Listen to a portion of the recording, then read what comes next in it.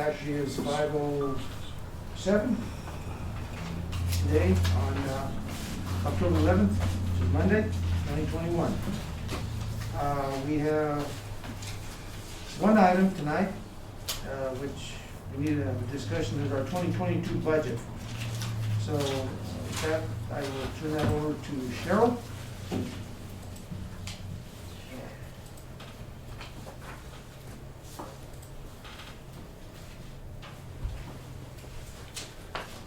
Okay, good evening, Council. We'll be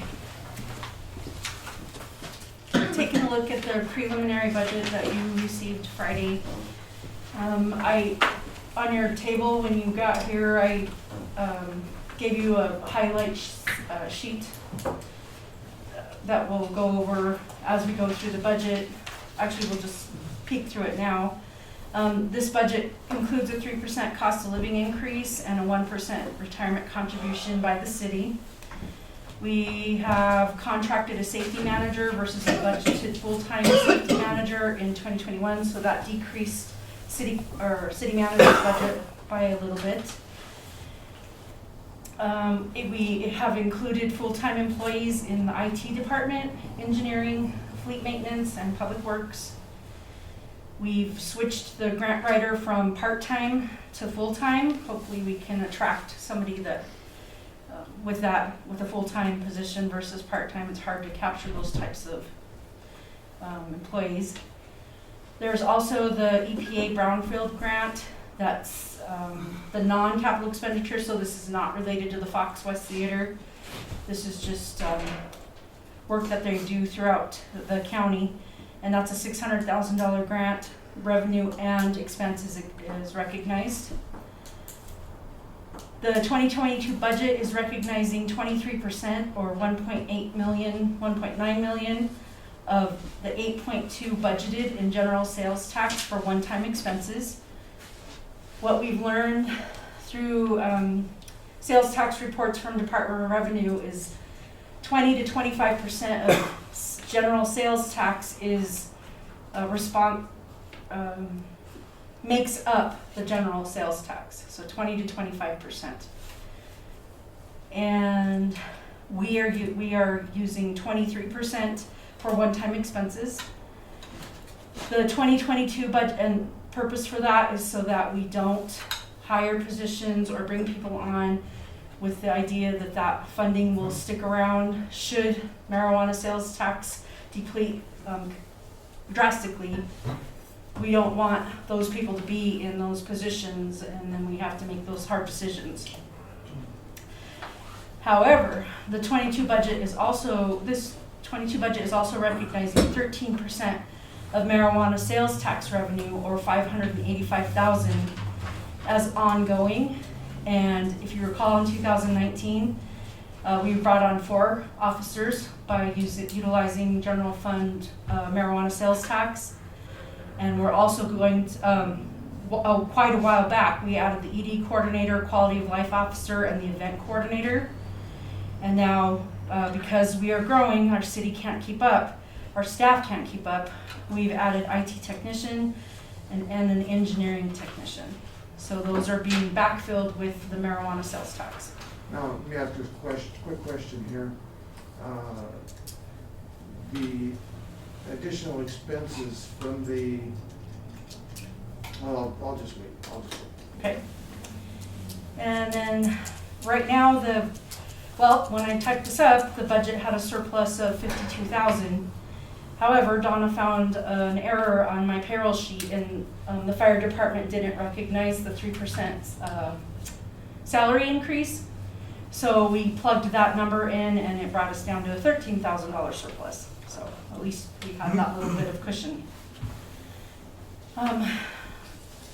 So what we've done so far in revenues, we've increased our revenues from $14.5 million to $16.4 million over 2021, and that's $1.9 million increase.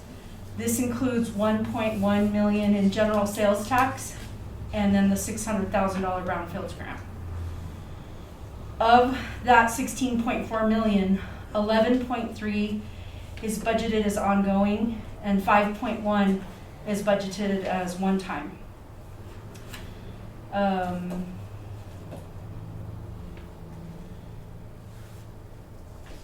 Okay. So if we want to talk about revenue, I don't know how we want to format this, but we can talk about revenues now or go through the rest of general. What's council's choice? Well, I think what we need to do is just talk, we need to just talk about the general fund to begin with, and then we'll go into all the other departments afterwards. And I think it's just important to recognize, and like I said, I've talked to Mr. Valentine about this, is I think with New Mexico coming online with their marijuana, what kind of impact it might make on us. The greatest impact may be with what might happen with this 119 proposition coming out of, we'll find that out in November, if that's going to pass or not. I think that probably will be protected probably for the first 6 months of 22. After the second half of 2022, it's going to be kind of questionable to see how that, how everything, comes around at that time. And I think that's the scary part. So I think we need to be very careful with our budgeting process, especially for that second half. So I think that let's go ahead and around the room and start with any questions that you may have with anything with the revenue first, and then we'll go back on to the expenditures. Ms. Ogletree. The only thing that really stood out to me on the general fund revenue summary is that we have budgeted 3.15 million in marijuana revenue for 22, which is what our projected 2021 is. Would it not be better to project something less than that, or how did we come up with the same exact figure?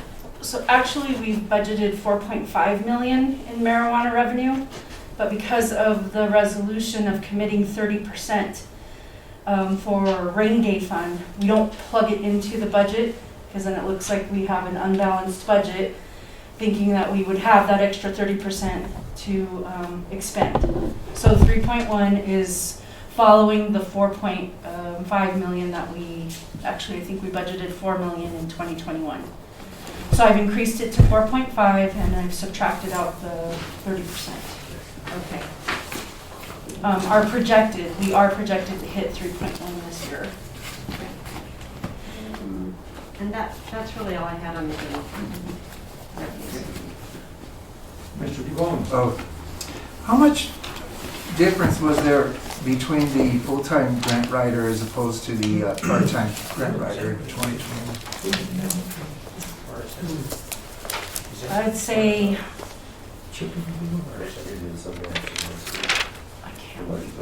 probably about 30,000. So that'd be a good guess. That includes benefits and Of course, yes. going to full-time. Yes. Okay, thank you. I don't know if this question could be answered easily. How do we determine the projected sales of marijuana going forward into the next year? Is that something that's based on historical? Yes. Based on historical, we take what we've earned thus far, kind of plug in what we collected last year. I've been doing that all along, and we always collect more than the prior year. However, this year it kind of seems like it's leveling out. So I believe that it's going to come in close to what we collected last year. Have we sort of hedged that projection then to match the leveling, or? I mean. Yes. Okay. Yes. What we're projecting to receive this year's 3.1. So we're going to follow suit with 3.1 next year. I have no further questions. Good. So now I know on an intergovernmental revenue, the reason why there's such a big discrepancy on the grants, that's the Brownsville grant. Correct. Okay. That's correct. That answers, you answered my question before I even answered it. Mhm. But on severance taxes, explain to me, I'm sorry, but explain to me what severance tax is, because I really don't have a grip on it. So I And why is believe, it so low this year? I think it has to do with COVID. We were shocked when we saw it, but, let's see if I have my notes. It's a tax levied by the state, based on gas and mineral production employees residing in the city. But we didn't have those employees disappear on us last year. If anything, we added. I believe they gave us extra funding in 2020 because of COVID. Okay. So actually, we're just not sure why they cut that so much. Okay. I could add to that a little bit. That severance tax is also what funds the energy impact assistance funds through DOLA. Okay. And so they build up those grant monies. We received notice that the state is pulling all that back. And this year, I think we received 3,000, when it's Yes. usually Yeah. 80, 70. Yeah. We budgeted 70 and we received 3, and that's all we're getting. And they gave us that notice. I think it would matter too that money collected in that calendar year has been less just because gas prices have been so much less Also, too. I mean, yeah. I think that's gonna matter. And Aaron, you wouldn't know this, I hate to jump in there a little bit ahead of thing here, but, you know, I've been seeing that the price of gas is, what, around $6 now? Yeah, definitely. So it's up from what, the $2 range that Right. was earlier this year. Yeah. And with the coal deposits that we're getting in the area, we could very well see, hopefully, see an increase in severance, Yeah, 'cause- possibly. The mine would contribute to severance tax. Correct. To the Yes, county Correct. too. It's also related to the number of employees working in that industry, in the extraction. Okay. Next question is just maybe more for council than it is for Cheryl, but it's always kind of bothered me that we've had some of these positions that were funded by marijuana, because we always thought that we were gonna try and work on those, to work and get them out of the marijuana funds into the proper budget, the line item they're supposed to be in.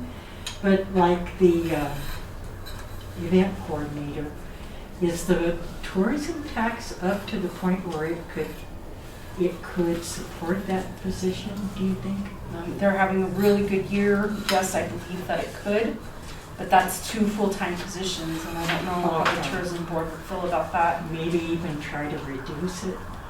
Yeah, I believe that position is $50,000, which, you know, what we are doing now is we're allocating their salary between general fund and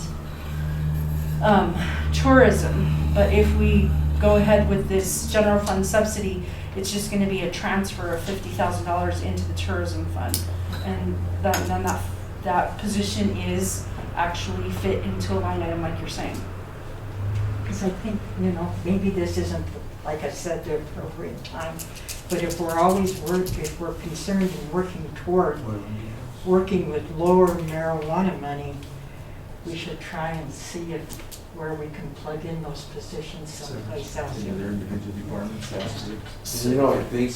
I think we'll see as tourism increases, sales tax increases. I think that will allow us at some point in the next year or two.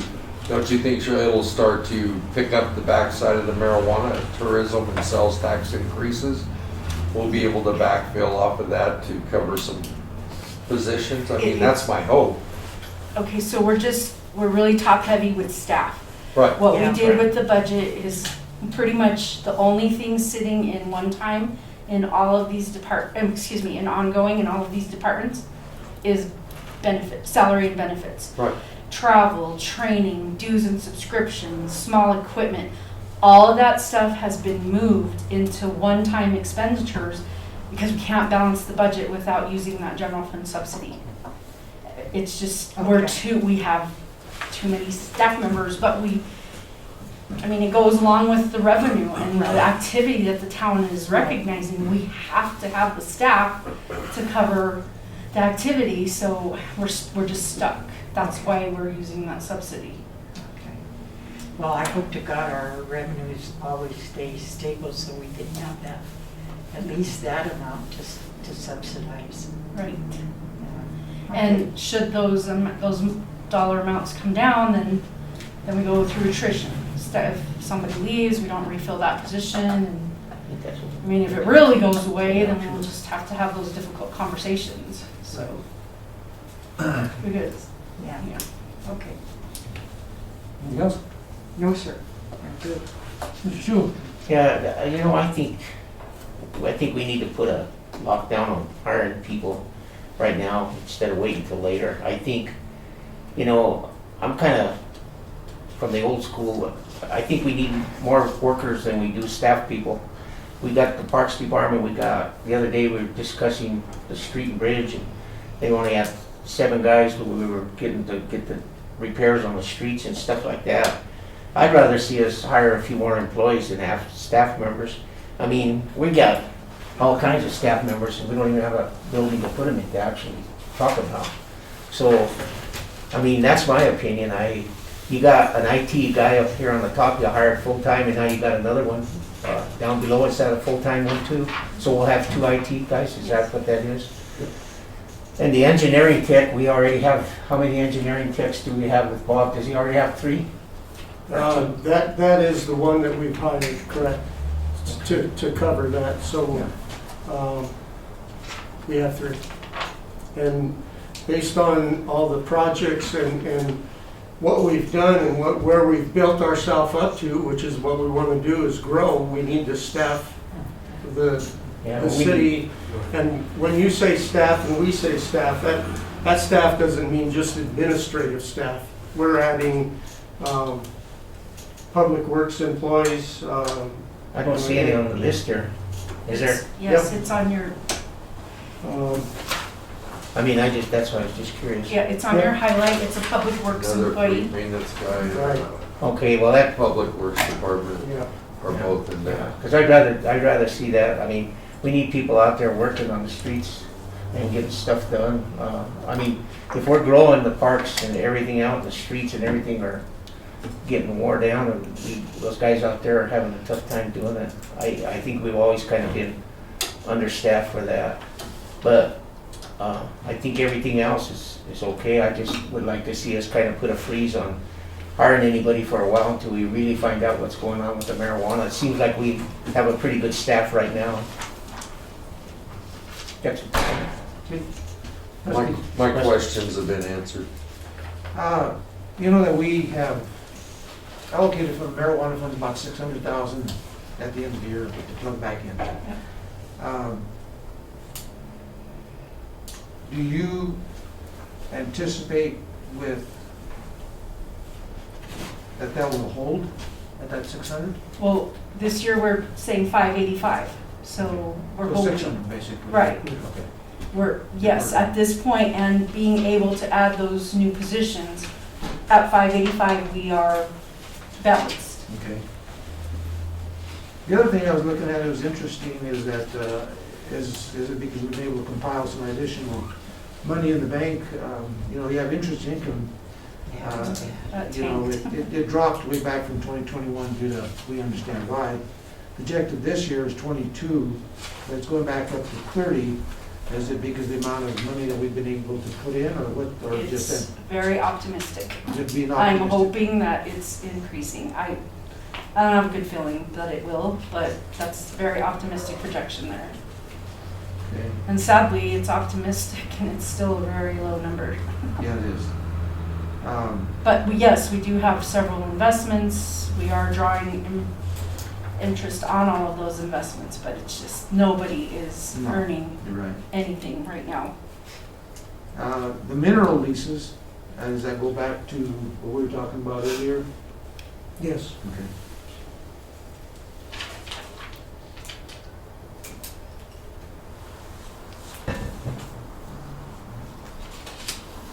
The other part that's a little bit scary was the severance taxes, because like they pulled way back, but we're still projecting 30,000. But if they're pulling back money, how do you feel about that? We received an email projecting we could project possibly that amount. Okay. So, yeah. As far as the revenue goes, like I said, I think those were the questions I had. If you want to go around the room and talk about expenditures. Mayor, if I may, Yes. on the revenue side of it, we really struggled with the same thing council is as far as, we've built up and we've built up staff. We've staffed up to what's going on and then trying to follow with the revenues, and we understand that, New Mexico may take some of our revenues, and then this Prop 119 may even hit us even worse. So how do we continue to move forward? Because the services are there, people are gonna want those services, and we're gonna have to make some tough decisions. That's why we took a real hard look at operating revenues, ongoing, and then one-time revenues. And we put, like Cheryl said, we moved a lot of stuff in one time. Training, everybody needs training, but if it comes down to it,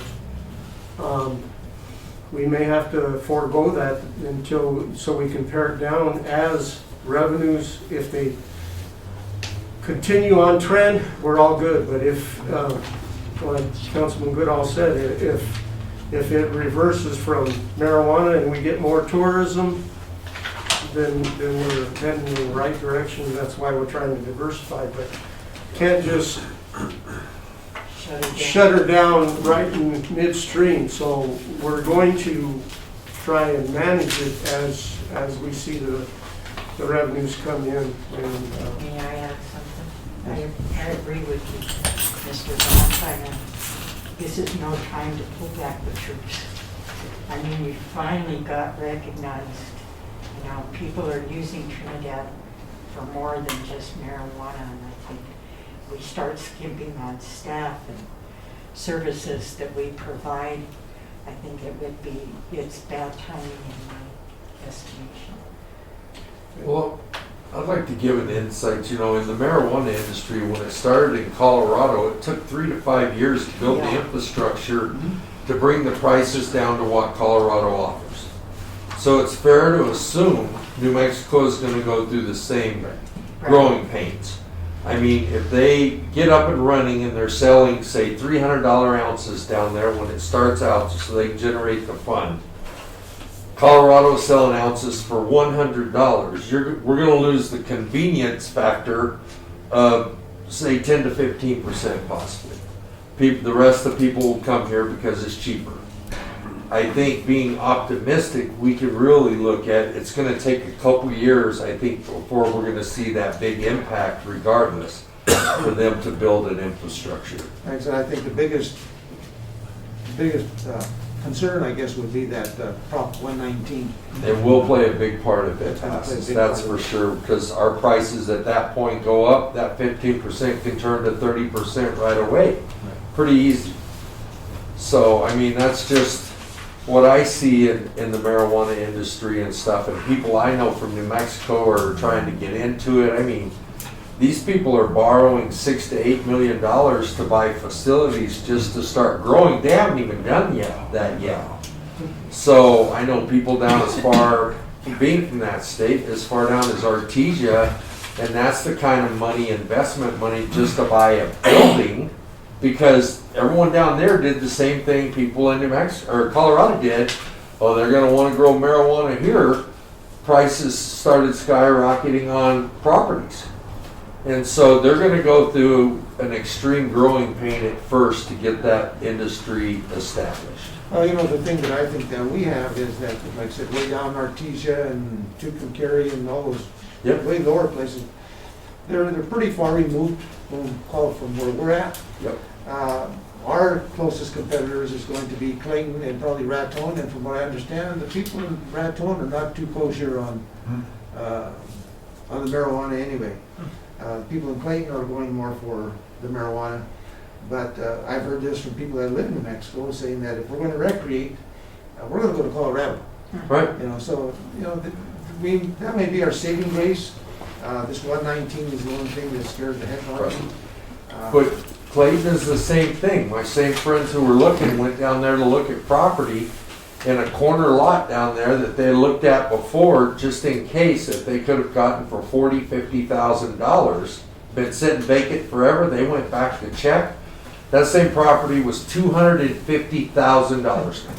Wow. So that's the insight I'm getting from people I know from New Mexico who are trying to get into the business that they're suffering through. So they're gonna see a growing pain for sure. Oh, yeah, yeah, they are.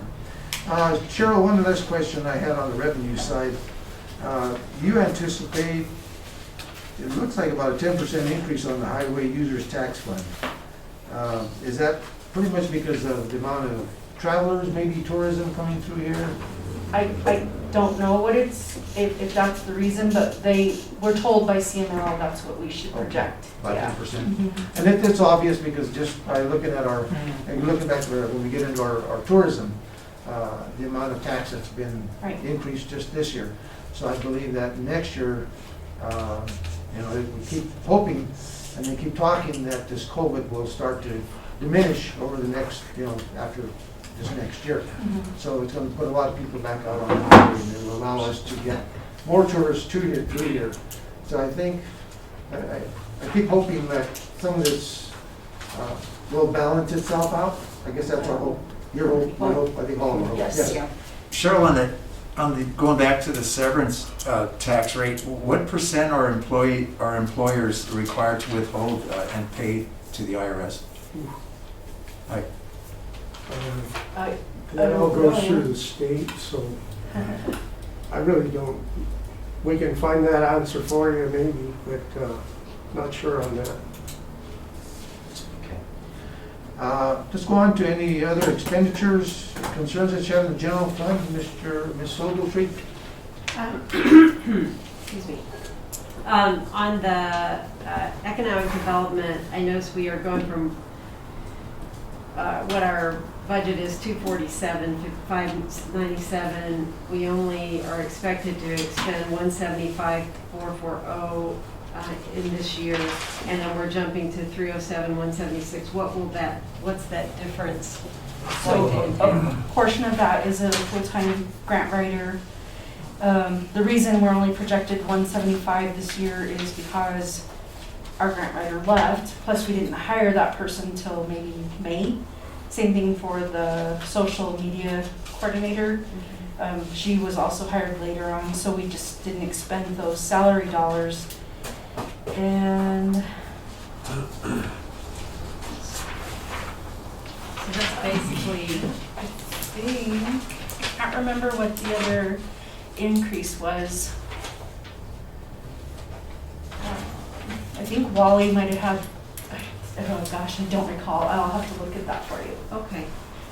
The other night, we got to go to the CML fall meeting here, and Karen and I got to sit across from a city council member in Pueblo, and we talked about economic development. And one of the things that Pueblo is doing is using city land and actually building spec buildings that they have ready for people who want to come in and do businesses. They're building a warehouse or that's what he was talking about.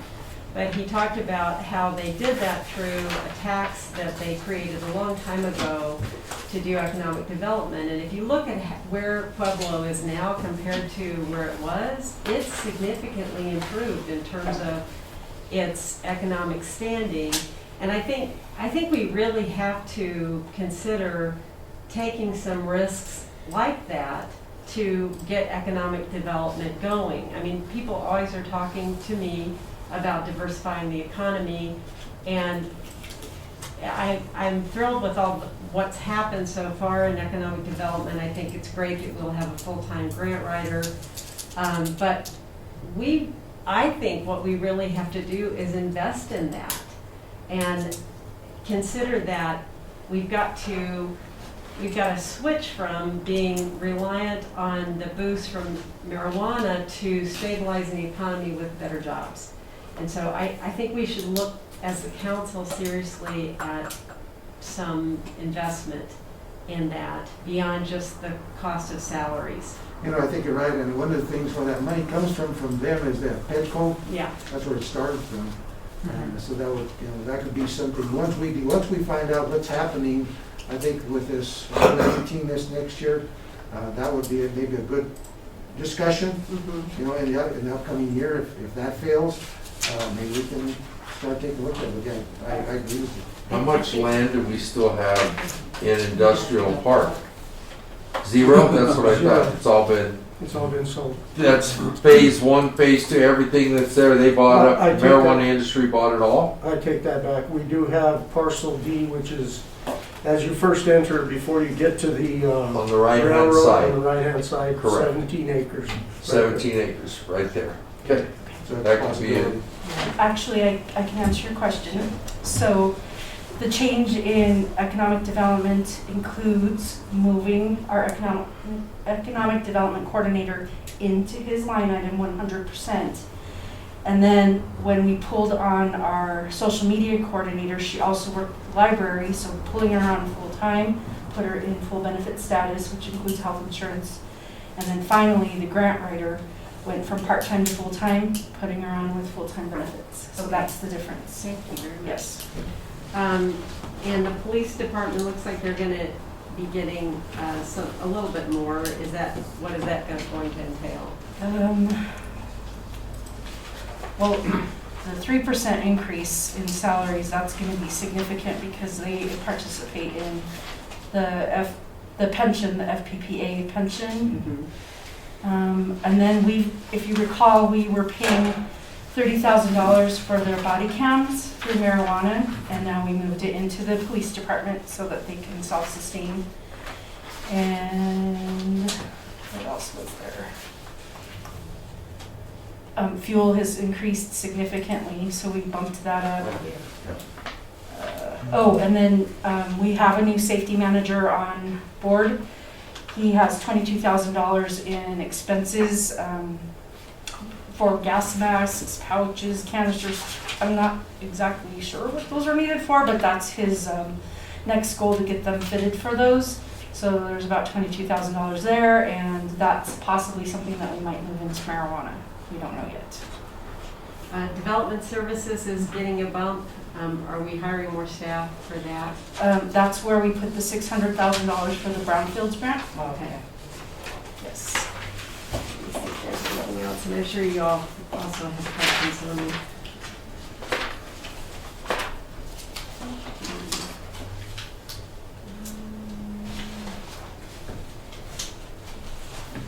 I think that's for now. I'll let other people ask questions.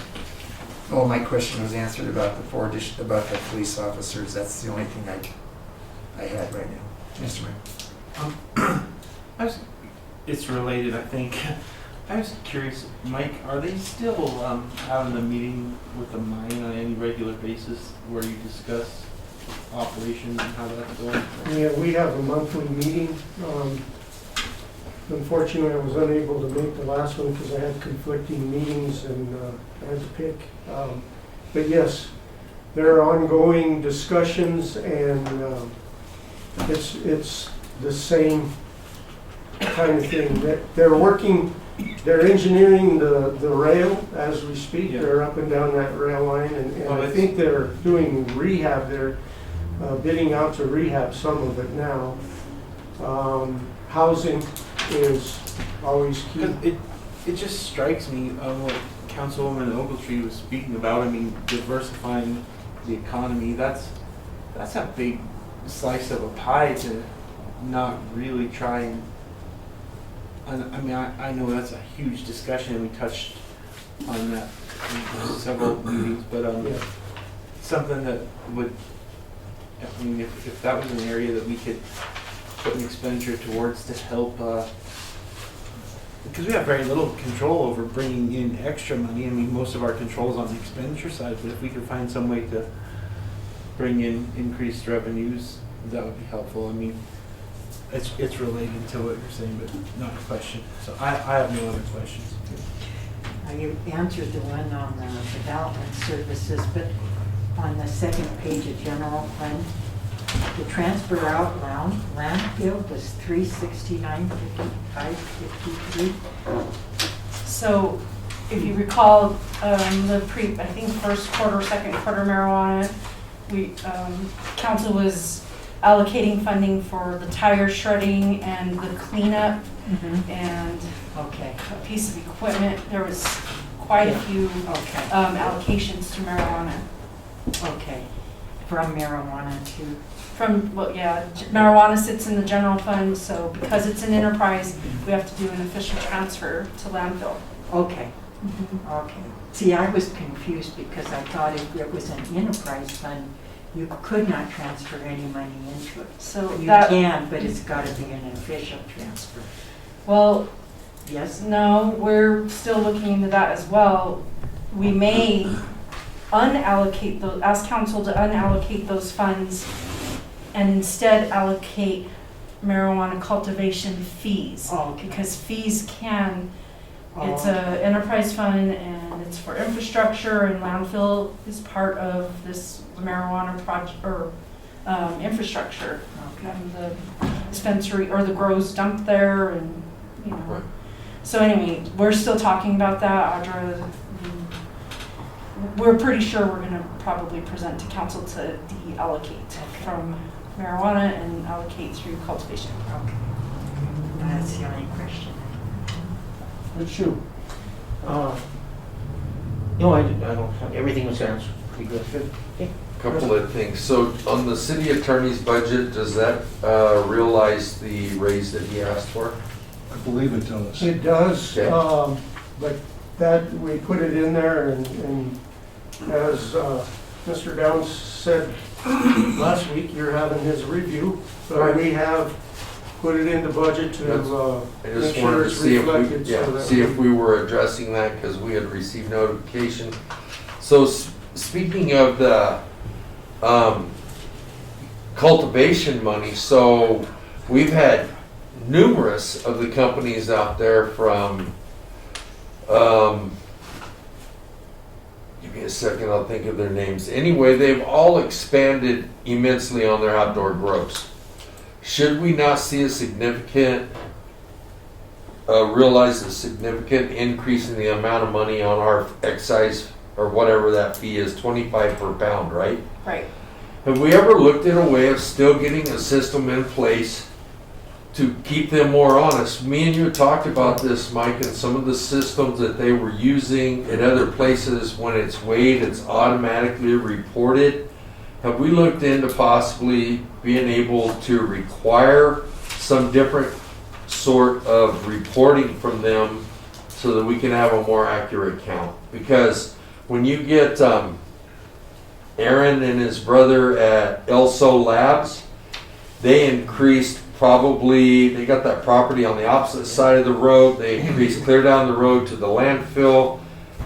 I don't remember what Aaron told me they grew, but it was well in excess of 40-something thousand plants.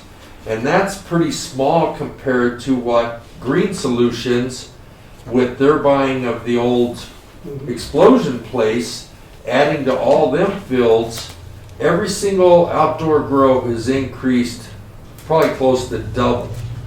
We should make sure that we realize at least a double in reporting if they increase them fields, because that money is going to start to really increase on that cultivation.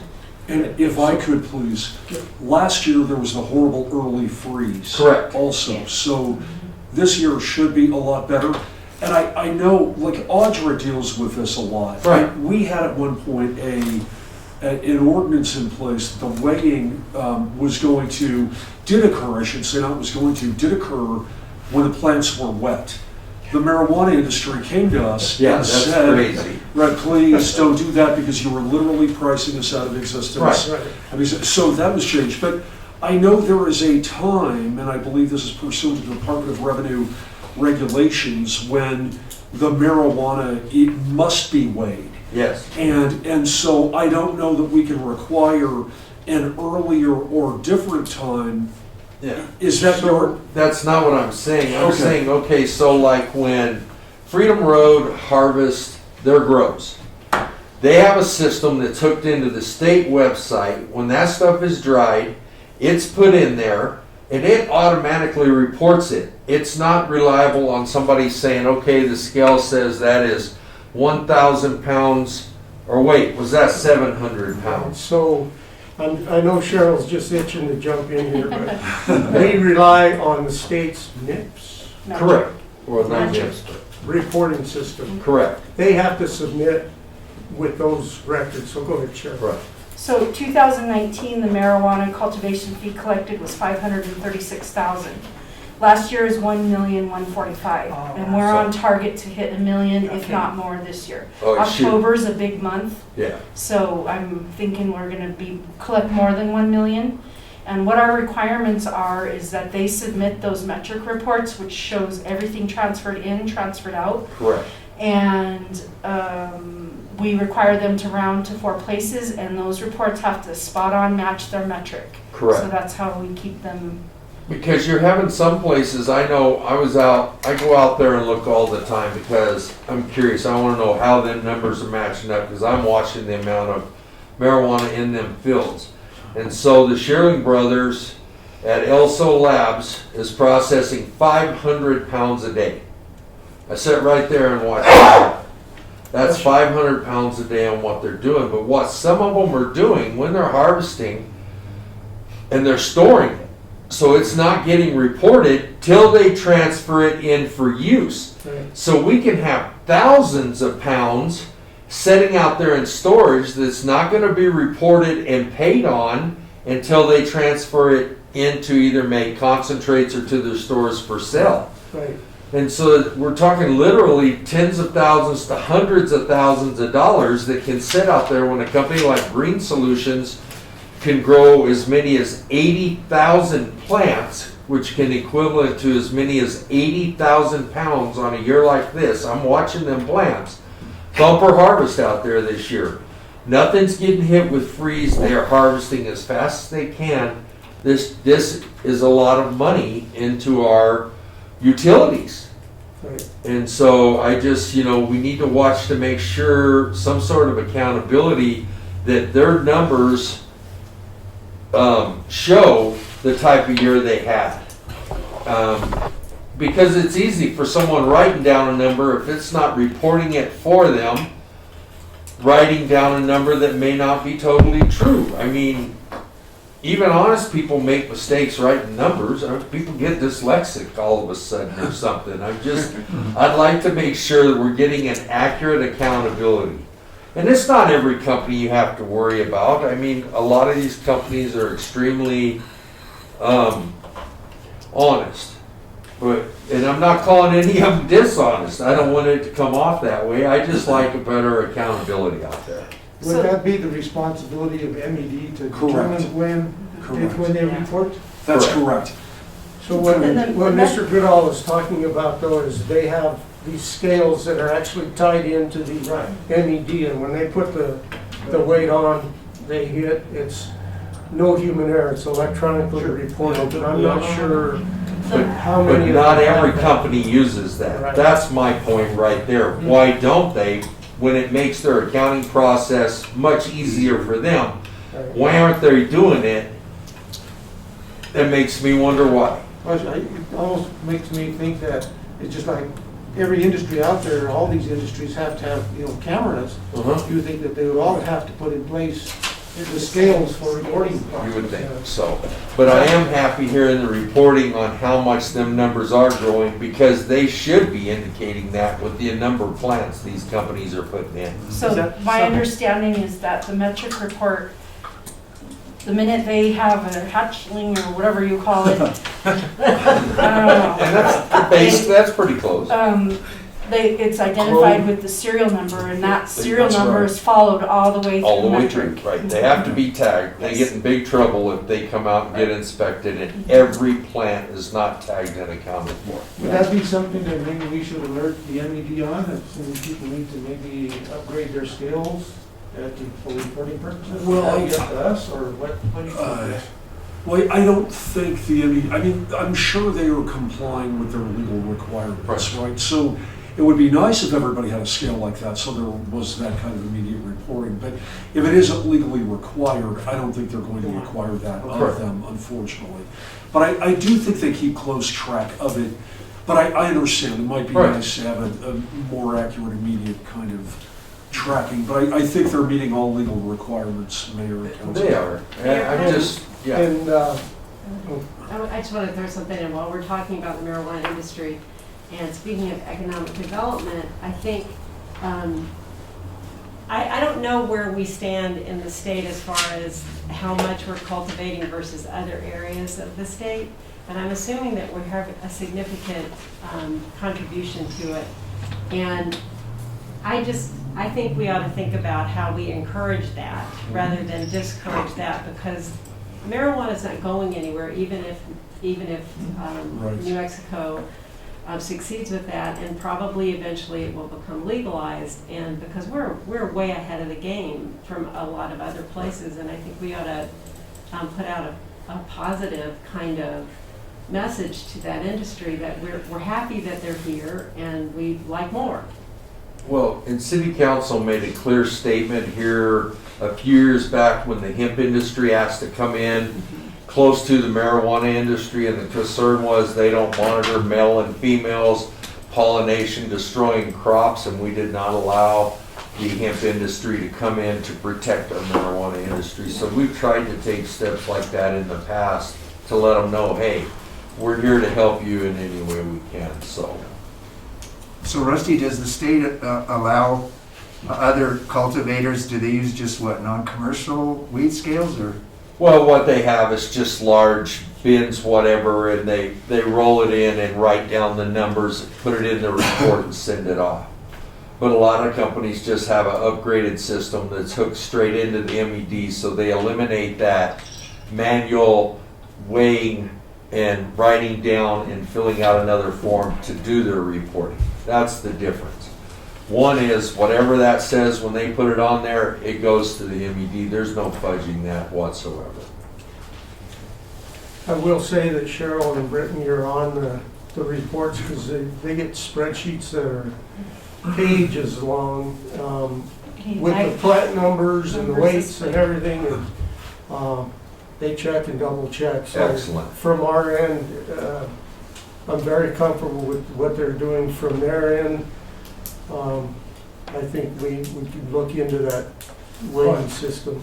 Well, it sounds like y'all are doing everything that my concerns were, is that we're watching the numbers are growing in large amounts, and we should see that happen again, and that just tickles me to death. I mean, it's gonna be a lot of money into our utilities, because when it started out, everyone was like, oh, they're cheap, that was old, we only made $50,000 or whatever when it started, and now we're seeing into the millions, and it took time to establish, and we're reaping the benefits of that 25 a pound. And let's go ahead and go on and see, do you have any other questions on any other expenditures in the general fund, Rusty?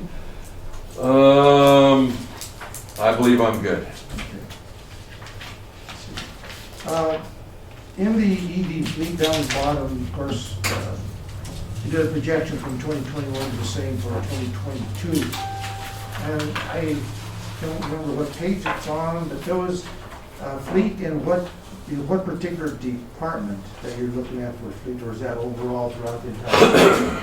So there's two fleets. There's fleet maintenance, which is city garage, Right. and then there's fleet expenditure for Sure. vehicles. Right. Yes. I thought there was another, and when we get into the particular department, I may identify what page that's on, but I thought there was an actual fleet expenditure, but,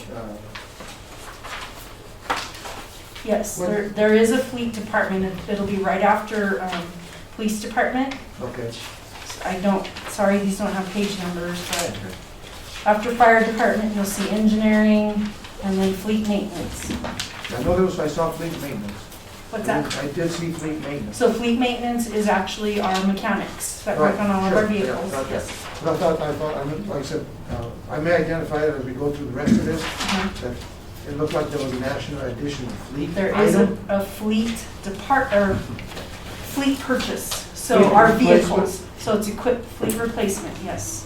So $500,000 is budgeted each year for PD vehicles and public works vehicles every year we're budgeting the 500,000. Right. It is separate from fleet maintenance. Yeah, I do know that, but I was looking at, I think there might be another, and I may have not read properly, but if I identify it, I'll know. Okay.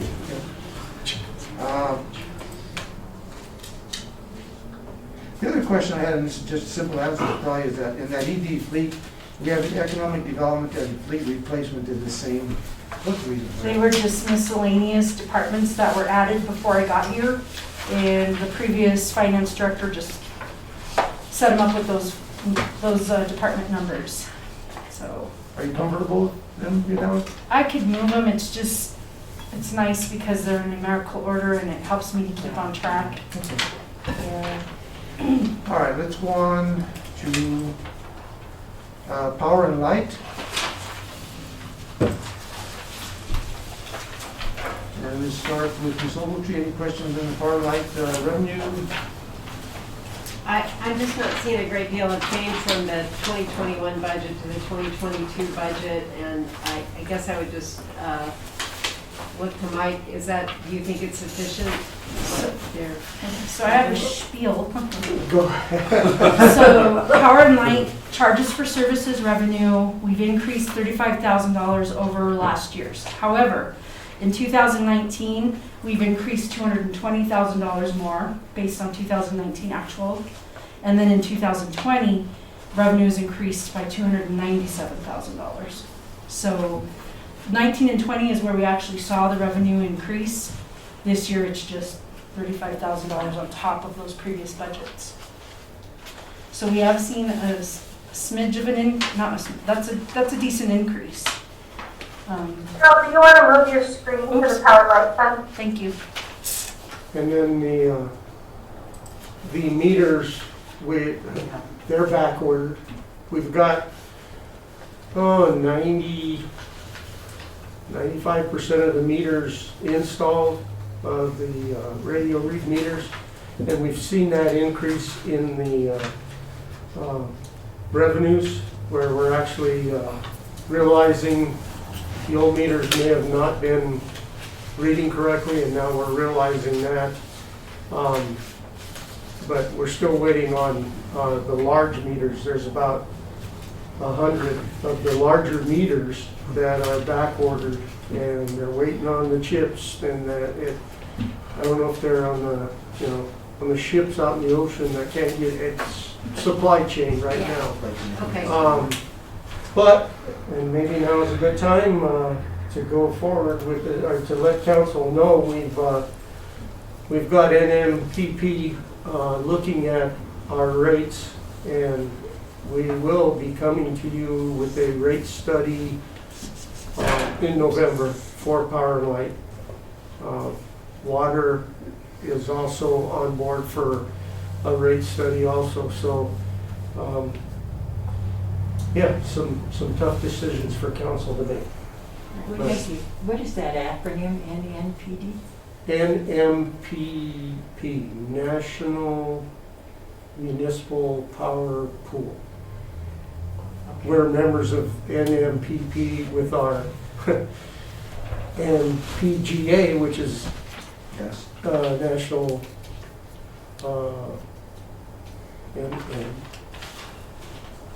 it's our gas association, so. Let us know ASAP. Any other questions, Ms. Ogletree? Mr. DeBono? No, I have none for power. Mr. Williamson? Mike, I think as meters fail, they tend to fail always in the customer's favor, right? I mean, that's just the nature of it. That being said, when the electric meters are replaced, and you said we have 95% done, Roughly. of the 100 plus large meters, what percent of the electrical load is super rough would that be? Would you expect? Ooh, I mean, just really rough numbers. really rough number. Probably 10 to 12 megawatts per year. And the whole system is how many megawatts or so? 47, 48. So 20%-ish? ish. Okay. Because I mean, we're gonna see a pretty appreciable bump when those When meters. those go online, I believe we will. Okay. I have no further questions. Well, I mean, there's probably no being able to forecast when We're the truck shows up, probably. Yeah, that's kind of where we're at. Okay. Okay, so when we're talking about budget expenses for power and light, you have wages, the wages from what we did projected 2021 to 2022 is over a 30% increase. So all those line items that are included in that, correct? Like Yes. overtime, vacation, Yes. holiday comp, that's all. So 30% increase in, Cheryl, is it possible if you have your spreadsheet where you can add up Right. 2021 projected and all those, all the way up until retirement? Those are all bundled into that one number. over yeah, there. but my question is, it's a huge, it's just a 30% increase from projected. The 985,000, the budget is 1.3, almost 1.4 million. Right. Well, 985 plus the overtime of 30 plus the 74 vacation plus all those numbers are rolled into that. Yeah, but wouldn't the other numbers be the same because they're not, I see. so the overall increase for salary and benefits is $42,000. Okay. I only typed in 1.3 because Okay.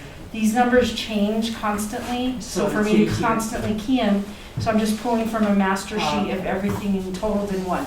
You got it. Yep. Thank you, that's all I Mr. Shu, No, no questions. Mr. Goodall. So I noticed on the transfer in from the water, that's from the marijuana cultivation. Yes, We have none projected this year in the 2022 budget into power and lights. not yet. Not yet. So this can change. So all of the marijuana cultivation is only showing 750,000. I don't see it anywhere else. Is all of the marijuana cultivation money going into the water fund? So then- marijuana cultivation sits in the marijuana fund. All right. But we keep it separate from the revenue, so that same concept as a rainy day fund. We keep it separate because we don't want to budget it Okay. because it will eventually be dispersed to the other funds. So this year, we're just showing 750,000 into the water fund and none anywhere else? When we're projecting over $1 million? So, yes, we've only, exactly, 750 is only being, yes, that's correct. However, when we talked about landfill, there's that other 300,000, Okay. that's probably That's- gonna get absorbed. There you go. Yep. That's what I was hoping to hear. That's all I have. You know, the only concern I have is, and this goes way back to this summer when we had our meeting up at the center up there. We kept hearing that there was such a shortage from the electrical department. And I guess we'll determine what it'll look like when we get a rate study. Yes. Because it seems like the power and light always seems to kind of come up short. So if somewhere along the line, and like you were saying, is these departments hopefully will all become self-sustaining. And I think that's what we need to look for, and I think that's maybe with all of these new meters will help adjust some of that. And then along with a rate study to see if we have to, increase it 0.5%, or whatever percentage it may be, to hopefully get to the point where these departments are all self-sustaining. And that's what I'm looking for, and I see power and light seems to be, since I've been here, seems to be the one that struggles the most. And we haven't done a rate study and a rate increase in quite a while. And in analyzing just internally, and Cheryl could speak to this better, but she looked at power costs kind of stay the same pretty much. We've never done anything with the expense side of it where employees, every year get raises. Every year there's increases in goods and services that we have to purchase. So, and we've never kept up with that. where the power cost, stays the same with ARPA, fairly the same, but all the rest of the expenses, we haven't done anything to Right. keep those going. And I know we're pretty much tight, or ARPA is pretty much, we're okay for the time being with what their charges back to us, are correct? Yes, correct. We're pretty stable with that. Hopefully that, has there been any discussion, Mr. Valentine, with what happened like in Texas last year, where the power really just blew up? Yeah. And hopefully that we're protected somehow through ARPA in the event, something like that. Have you guys had any discussion about that? Yes, we have, and through ARPA, we are protected. We weren't hit like Texas and other communities, even in Colorado. Apologize, I'm trying to remember the fund that we had, and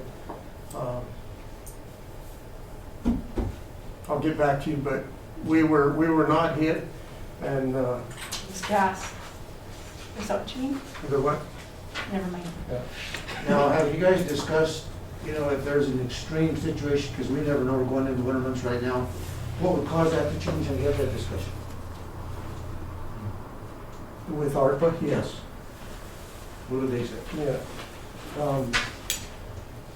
It's kind of hard to predict. It's kind of like the marijuana. How do we predict what happens? So we've got relationship with Mean Energy.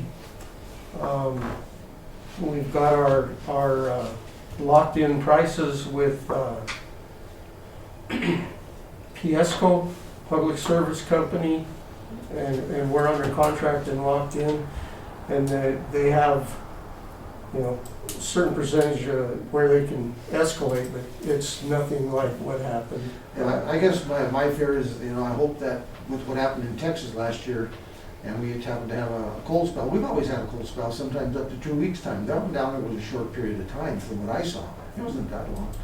But, they've kind of set a standard possibly with what they've done all of a sudden, and hopefully that won't come to the point that they can take advantage of our Right. situation that we might have. I guess that's where I'm coming from. But don't we have a certain amount of storage that we purchase, so in case something like that, we're covered a little bit? That's with the gas. That's on the gas side. Yeah. Oh, just gas, Yeah. that's not on power, okay. Isn't it also true that there was like a big grid system that was knocked out in Texas and it was difficult to repair because they insisted on having no federal assistance whatsoever, I believe, in the regulation of that industry? Probably doesn't contribute anything, it was just. I guess I'm just concerned that hopefully something like that doesn't happen that our citizens and businesses. Okay, any other questions? On our life. All right, let's go on to the water fund. So, The only question I have on that is, I'm curious why our, the budget amount is $300,000 less than it was last year when we received more than we were expecting this year. So the revenue, this is revenue, so, but the budget that we are setting is 300,000 or so less than the budget we had for this year for water fund. I think it has to do with cultivation fees, sure. And the move to the landfill. You're looking at revenue? Yeah, I'm sorry, I'm going backwards, I guess. So 300, you're saying budgeted revenue is $300,000 less? Is that what you're saying? Than it was last year, for this year. So And it was that- 3.9 and now it's 3.6. And that does have to do with the cultivation fee? Okay. Wait, water. but what's interesting on that is why would it be reduced if the cultivation is going up? This one. Yeah.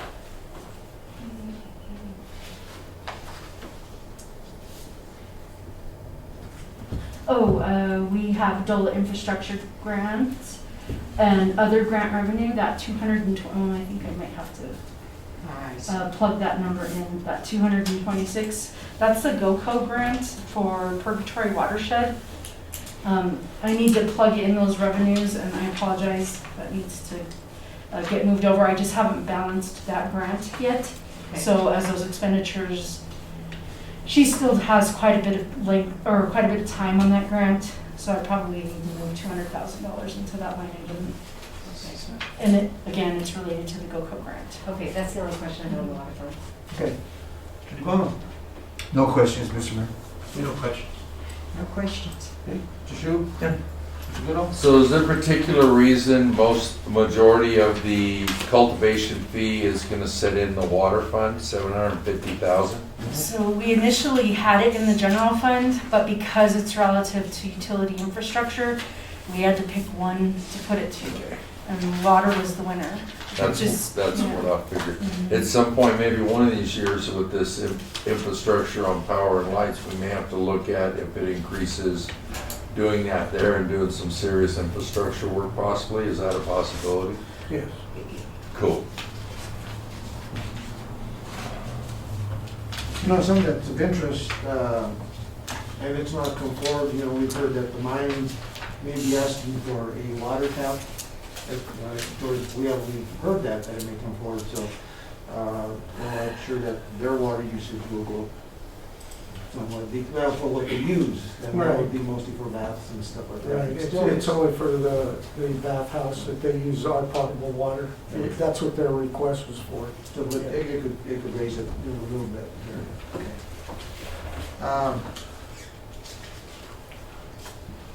And let's go back a little bit. The budget expense detail is 4.2.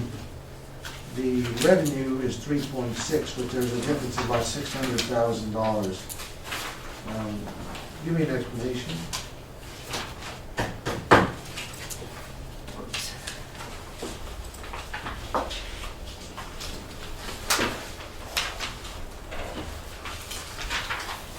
So we are adding infrastructure, and they're dipping into the reserves as well as the marijuana funding to add that infrastructure. So they're expending more than their revenues, and it is by 623,000. Those expenditures end up becoming capital fixed assets. So when all is said and done, we've increased our fund balance by 623,000. Well, no, not 620, but 728,000 plus our debt service. So, but even so, they are dipping into reserves to actually I apologize, they're dipping into the marijuana cultivation fees of $720,000 to get these infrastructure projects going. Mr. Valentine, do you think that SCADA system will help with any way? Oh, yes, definitely. That was, council approved that 5-year lease, and it helps them keep their pumps running more efficiently in the levels of the tanks. The big expenditure this coming year is through our sanitary survey with the water, with Department of Health. They recognized that we hadn't done any rehab on our water tanks in a while, so we had divers in there. Mark is going to put together a package to bid that out, and that's a big expense to rehab the insides of those tanks. And you've already included that in the budget? It is. Correct, Cheryl, it's in the capital. The SCADA, yes, it's Not the SCADA, but the water tank. Right, oh, let's see, it's water tank rehab engineering, it's practice, there's your or cultivation money right there. It's a $720,000 project. Any other questions from water fund at this point? Let's go on to gas. So moved. I didn't have any questions on gas. Okay. Mr. DeBono? No, sir. No questions. No, sir. Shu? No. Goodall? Yes, no, sir. The only question I had is,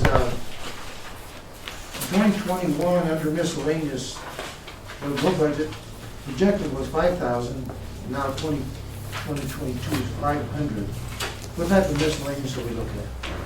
And I mean, it's just a very minuscule item, but in 2021, it was 5,000. It's actually supposed to be 5,000 for 2022, so you found a typo. That is for the opt-out fees. For what? The opt-out fees. Okay. We're collecting $5,000 per fund for, per enterprise funds for those customers that opted out of the meter project. Okay, under other revenue, under miscellaneous. So that should be 5K instead Yes. of 500. But I did never imagine that we'd be collecting $20,000 in opt-out fees, but that's who's opted out.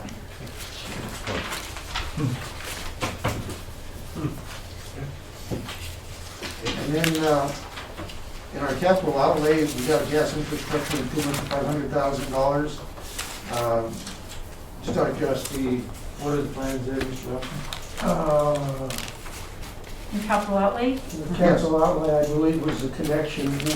We're still trying to get the connection out at Industrial Park for a secondary gate station. Oh, okay. We still have a single, I believe that's what the 500 was for, correct, Michelle?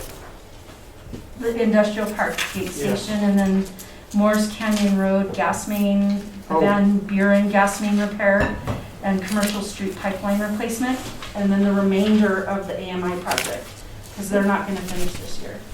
Whatever happened, I know that a couple of years ago, we were talking about being able to increase our gas supply, and we're gonna have to tie into a line going, is that what this is? We're still trying to work through that and get easements and get connected. It's actually tying into Walsenburg's line. Right. So they're still working on We're that. still working on it, yeah. Okay. Under the budget expense, under distribution mains, you have building repair maintenance gone from 3,000 to 35,000.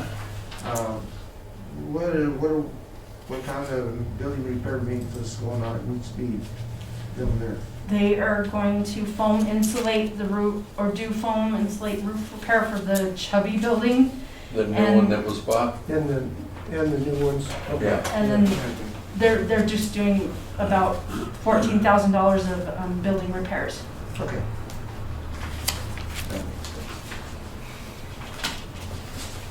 I think that's all I have.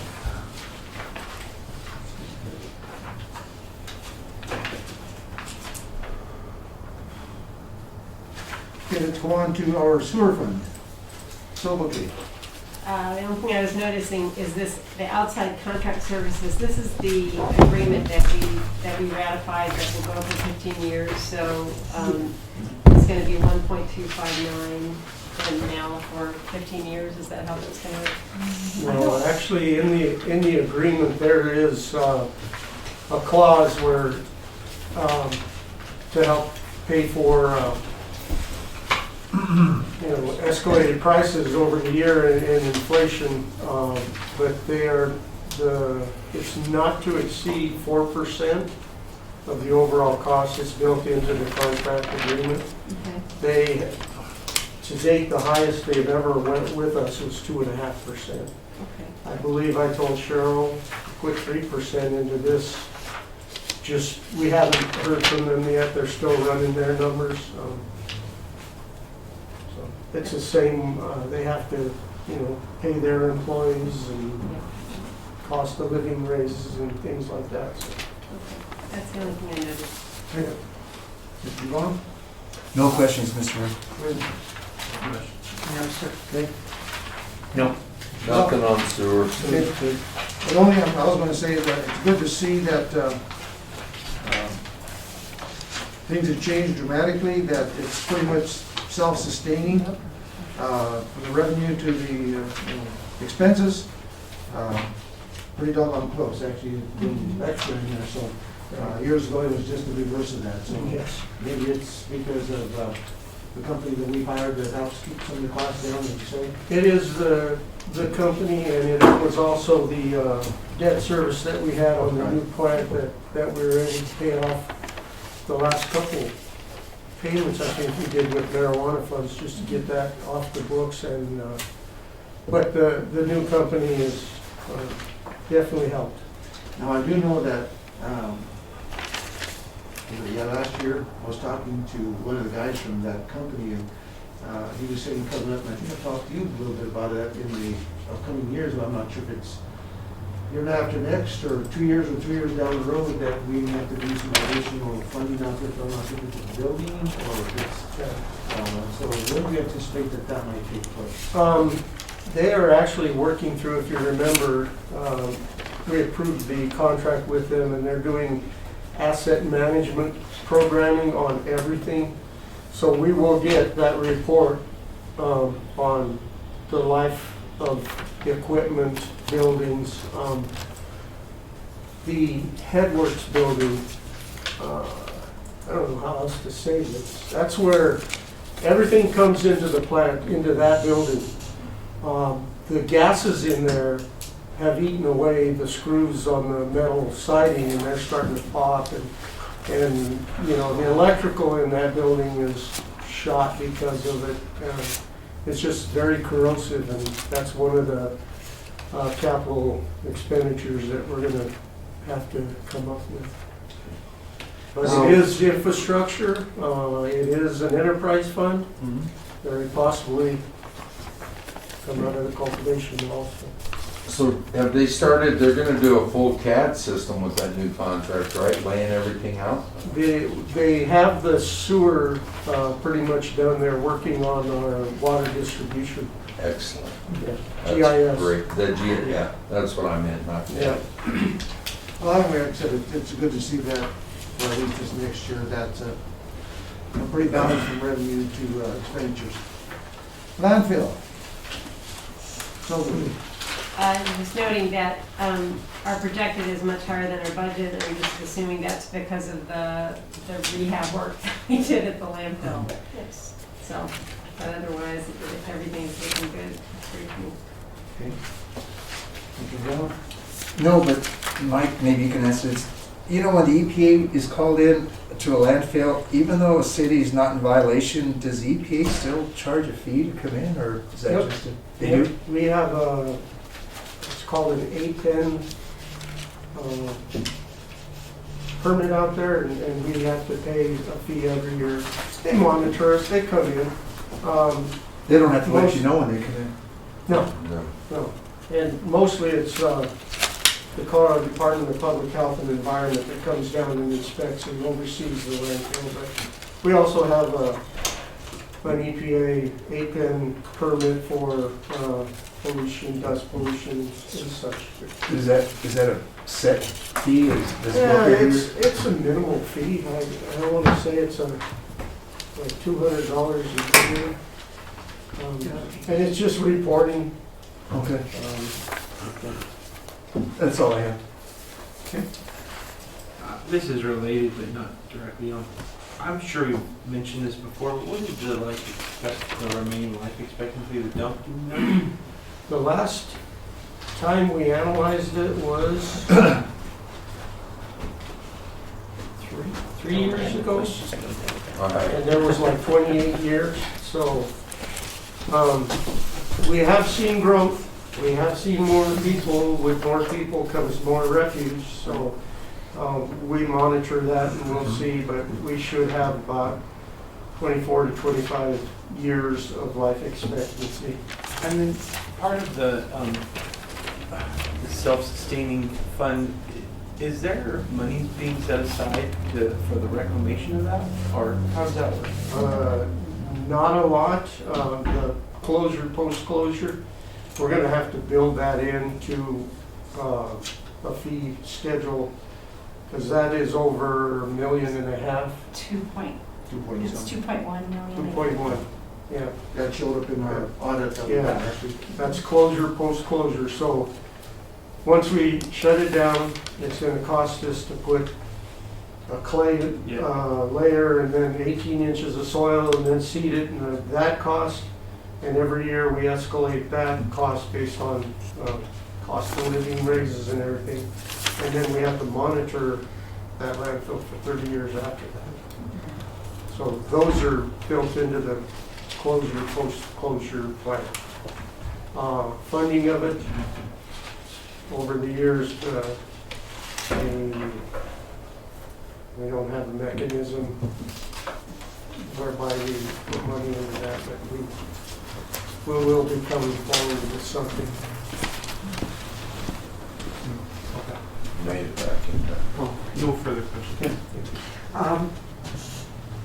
I don't have any questions, it's just wondering, are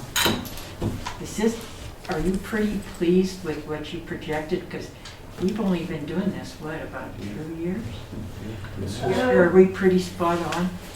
We didn't anticipate the cleanup costs. Right.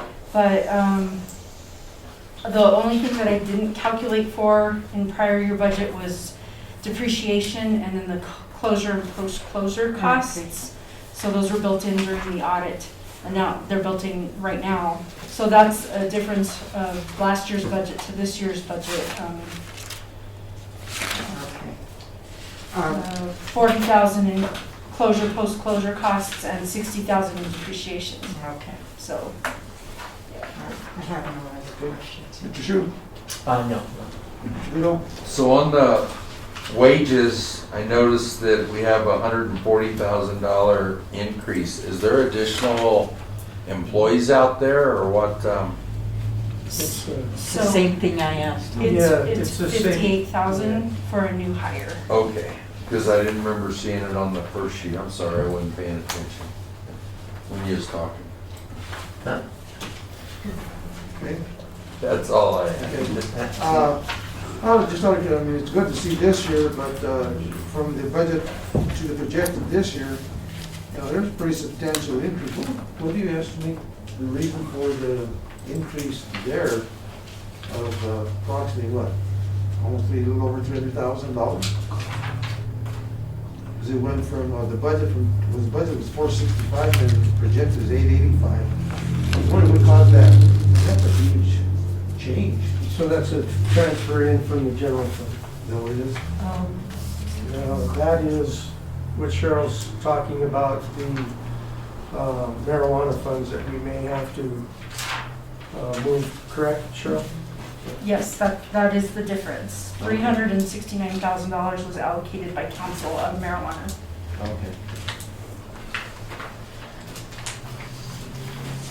Also,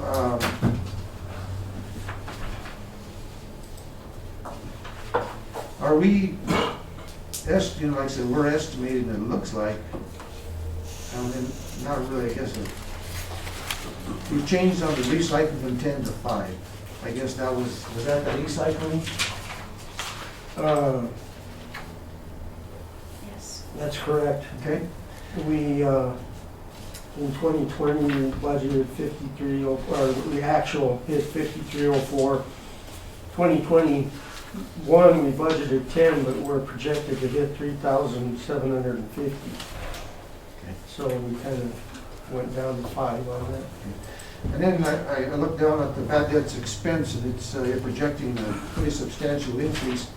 The 2021 budget was 2,500, projected is only 500, projection is 4,000.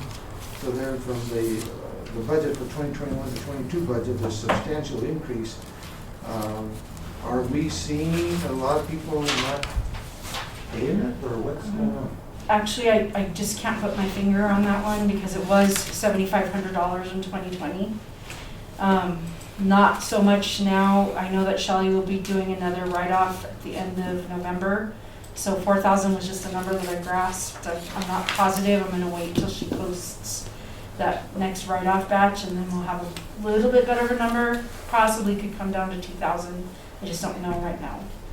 And I think that is another, the landfill is another fund that maybe we need to do a rate study or whatever down the road. Because of the new equipment that we're projecting that we're going to have to purchase by in the next couple of years. Right. We had that discussion already, and I think that that's something that we really need to take a hard look at. Because that's pay. When you talk about bad debt, Is that the commercial haulers that aren't paying their bills? No, I don't remember why it's so high in 2020. We did write off a lot of the roofing contractors when we had that hailstorm, Oh, because yeah. they disappeared in the middle of the night. As fast as That they could can, be yeah. it, but I need to research that, so. And that's what's good about what we changed is that now we're starting to charge upfront. That's what I was gonna say. Rather than, Yeah. Yeah, so, dump it out and pay later. Right. yeah, 4,000 probably is too high now that you're talking about that. I'll adjust it. Okay. Any other questions on that? Let's go on to capital. The only question, we're expecting some significant state grants in 2022. We're expecting a lot of grants. I don't want to play anymore. That's great for sleeping at night, right there. So yes, they're significant. We still have the $1 million from Laparta, 1.45 million hopefully for DOLA for Space to Create, and then the OEdit last 300,000 in, and then 60,000 from CDPHE. So there's our significant state grants. What else? The committed, or the transfer in general fund, that's a huge chunk, 3.9 million. And we're moving over the committed funds now. It'll be the 2.6 for phase 1 of Main Street paving, 1.3 of the 1.3 million sitting in rainy day funds for Space to Create. So that's the big transfers in from general to cover those projects. Then we have, I noticed ADA improvements to our expenses, and they basically are around $1 million. That's what we've been budgeting. How long out do we expect that we'll be doing that a year? Well, I believe, shoot, I don't know if I have that. You're actually looking at about 2 million for ADA. Right. Are you looking at Well, buildings? Yeah. So, Buildings and. Buildings and street improvements. Right. so capital, the 4-year capital plan has us putting in $500,000 every year for the next 4 years. Okay. So for sure, there will always be 500,000 until the council decides to change that. The reason it's at $1 million now is because of the grandstands. So that should be our next big project. Okay. And we're carrying it forward until it gets started. Okay. That's all the questions I Move have. on. No questions, sir? I don't know a good way to formulate this question, so I'll just try. Of the capital project funds, we're expecting a lot of grants, as you said. Is there a way to, or do we know, how much are we actually committed for versus potential grants that we're getting? Like, say we're expecting 10 million of grants, we are committed to, absolutely committed to spend all 10, or if we didn't get a grant, know that we can back out on. I can't come up with that. Yeah, so I don't think, do we have any grants well, we do have Space to Create projected. We haven't actually got official notice on that.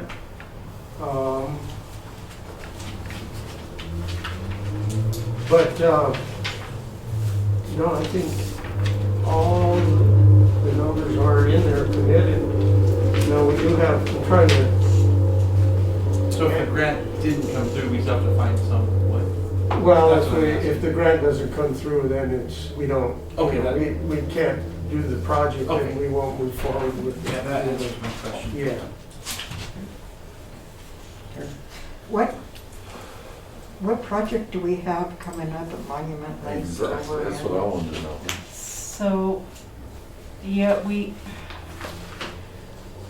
every year in the 4-year capital plan, council approves $250,000 for Monument Lake. Okay. So that 250, 300,000, which is a little bit more, is for the Monument Lake campsite sewer improvements. And then Gil is asking for $15,000 for a REACT pump. I'm not sure what that is. That's for the sewer treatment plant. And then Mr. McGraw put forth a capital improvement request for boat dock and remodeling cabins, and he's got a giant list that totaled about 500,000. So we threw it in there. And I mean, if we don't want to do it, we don't do it, but we have the person there who has contacts and contractors to get the work done. I mean, I don't know that we can.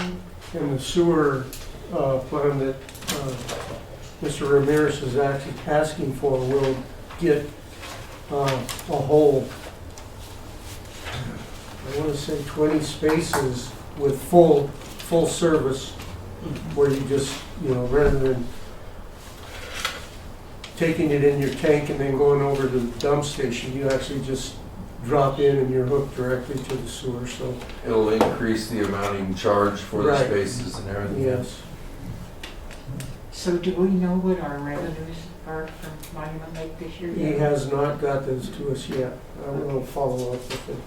That would be interesting, because like I said, if they're going to increase space and capability, and then, I think that they'll increase those revenues back, because hearing everything, It seemed like it was a success success. this year. So that's good. I think that's one of those things that's hard to quantify too, but it definitely adds to the region's increase of revenue and to the city's revenue. Sure. I think, Exactly. it's hard to quantify.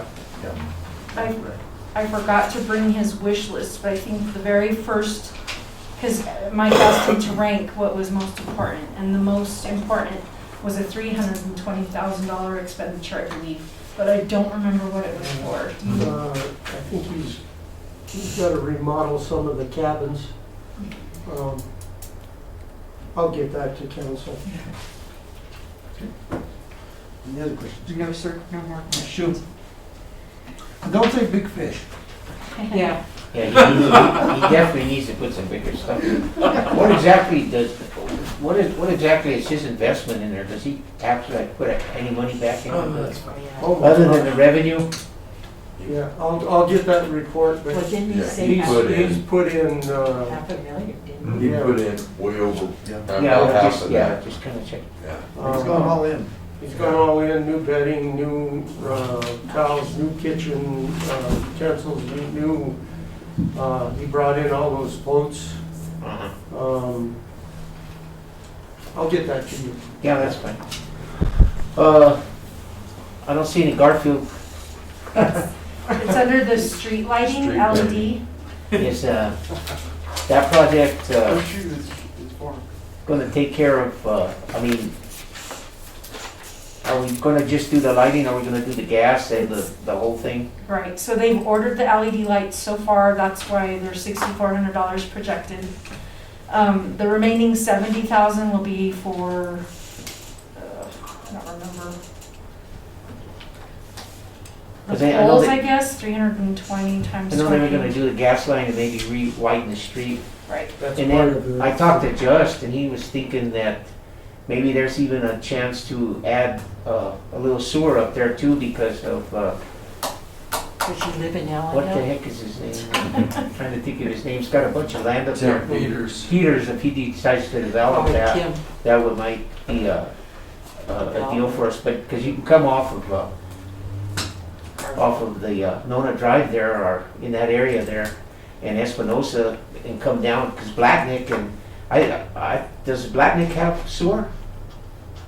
I don't know where Blatnick, There's 3 or 4 houses going down that street, and the way he talked, he didn't have sewer, because he was asking, You're talking about Just those. about. oh, I know where you're talking. you know what I'm about. talking about? Yeah, they're actually in the county side, they're on the west side. No. They're on the east side of the road. Yeah. Yeah. Yeah. No, those are out in the county, and they have septic leach field. So they're not in the city limits at all, any of those houses on that site? No. Okay. Yeah, I was just curious, because I was talking to Just about it, he was talking about it. Okay, no questions other than that, thank you. It's good on. So, this is the last year that the original capital improvement tax, and then we got it approved for 5 more years. 5 more years. Correct. So with an increase in sales tax, we'll see an increasing CIP money then. Yes. So that's an excellent deal. All right, that was all I had. Okay.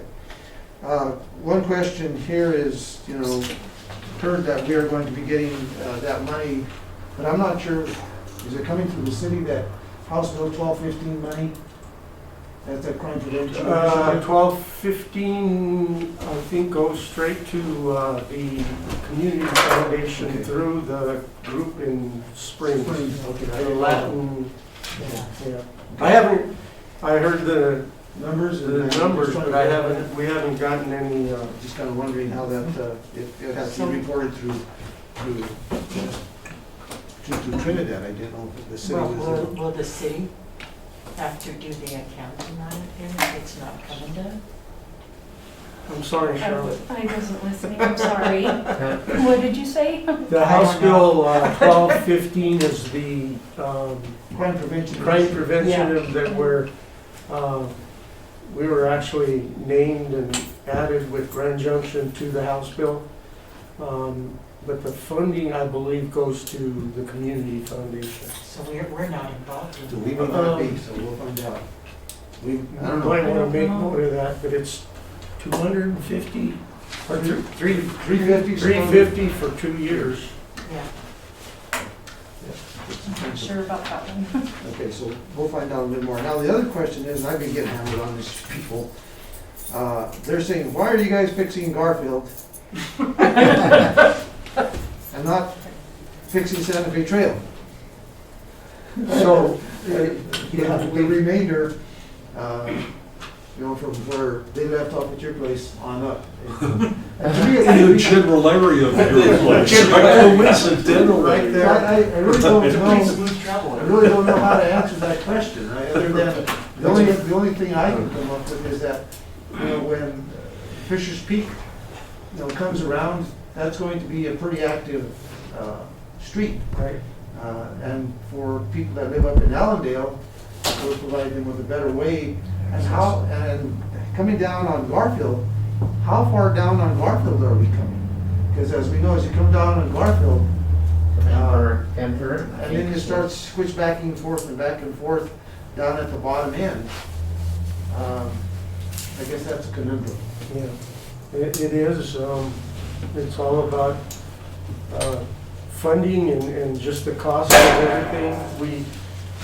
We went for a grant for Santa Fe Trail from basically Saddle Road, the radio station, up to exit 11. And that estimate was 2.5 million just to add a lane in there.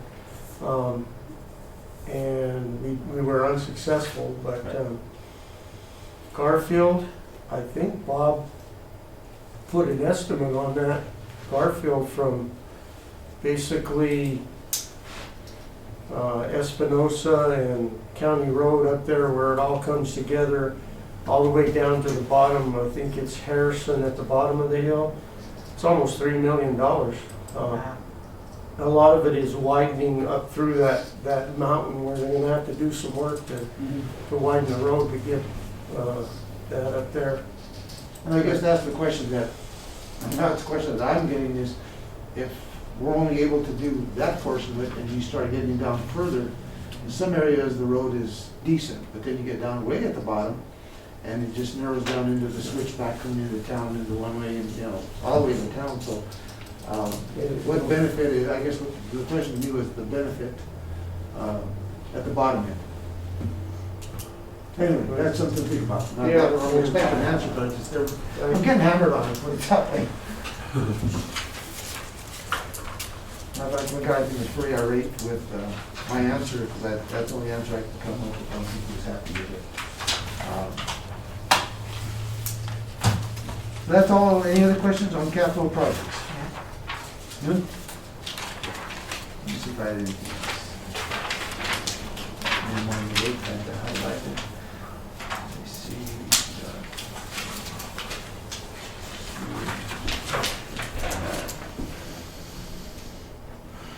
that, $410,000 for sewer infrastructure, what are we gonna be doing with that? So that's related to the sewer infrastructure grant we have with DOLA. We're trying to Okay. figure out how to tie it in with La Puerta and Okay. to get it finally spent out. Okay. Makes sense. Mayor, I did have one more thing. Sure, go ahead. The regional interpretive signage, we had nothing budgeted in 2020, we spent 23,000, and we have nothing budgeted in 2022. What is that, and are we doing it or not, or what is it? So we didn't budget because it was supposed to be finished at December 30th, 2020. And that is those signs that you see at Cokedale at the entrance to the port of entry or into Colorado at North Lake. You've seen Okay, those signs? yeah. Yep, that's what it was. And they promised me they'd be finished at the end of December and they didn't. So anyway, this closed out that grant. Okay, There will be no more expenditures. okay. What are we looking at, Mr. Valentine, on, as far as paving goes? What are we looking at? The anticipated area? I'd have to get with Mr. Just on that, but we do have that pavement condition index that we were working on, and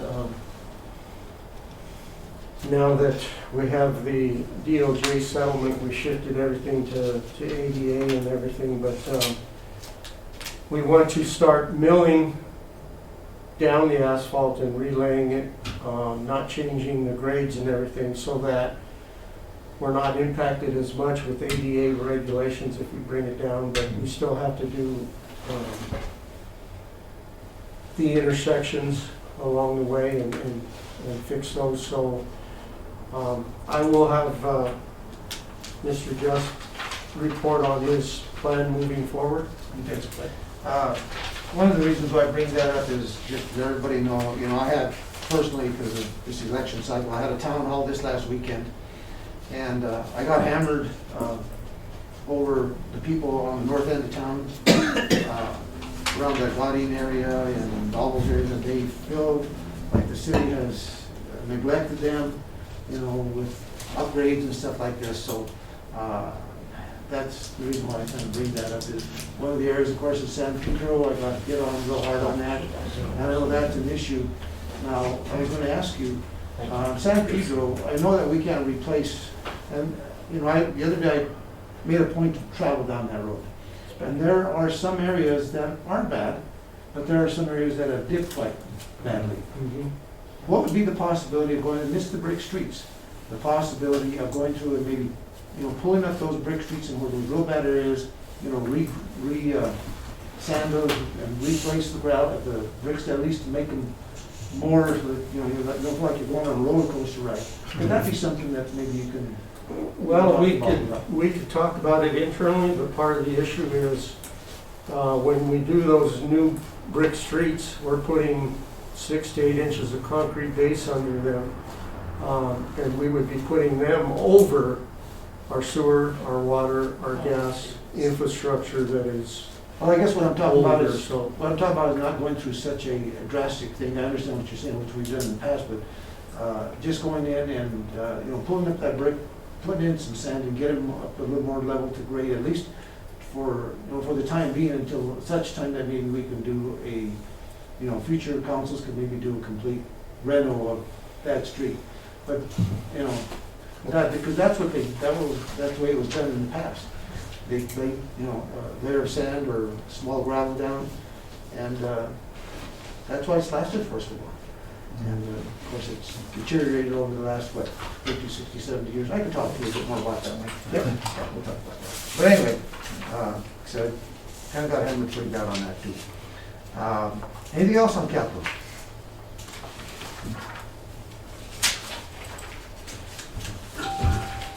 Lottery fund, anything on lottery?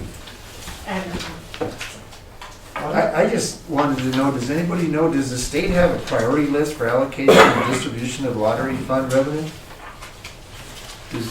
it's, this fund, every community gets a certain percentage, and we get this percentage every year, and then they have another pot of money where we go for GOCO grants. and that's a competitive process, so. And we're in the middle of trying to get one of their brand new centennial grants, but we'll see how we fare there, so. Cheryl's saying, what? Yeah, that's 10 million. That's it. Okay, any questions on lottery? What is it? I don't want directly on that. When will you know on that, component? When- So the first phase of that is we're going for a $250,000 grant from them to help us formulate the plan to go for the big overall. Right. So we should know, I would say in 3 months. Yeah, they're talking about February, March sometime. Yeah. That's exciting. I have no question. Yeah. Questions? Right. Yeah, I just, want Cheryl, last year or the year before I brought up, out of the lottery funds, and well, maybe, I don't know if it'd be lottery or what. No questions on that. I was thinking of, wanting to do the marijuana fund. Shut up. Nothing. Okay. I have nothing on the lottery. Let's go on to tourism. We're increasing the wages at the Welcome Center by about $25,000. It looks like, are we adding an employee? That's the same thing. It's about $11,000, and one of the employees opted family coverage versus single, and that's how we had budgeted last year. We didn't realize that she opted family. Okay. So we're not adding an employee here? No, we are not, but this is a partial event coordinator salary is sitting here. We'll probably have, if you can see up above the transfer in from the general fund, the $50,000 to cover the remainder of her salary. Okay. That's all I have. Okay, Yvonne, No sarcasm. No question. any questions? Tourism? No. Nope.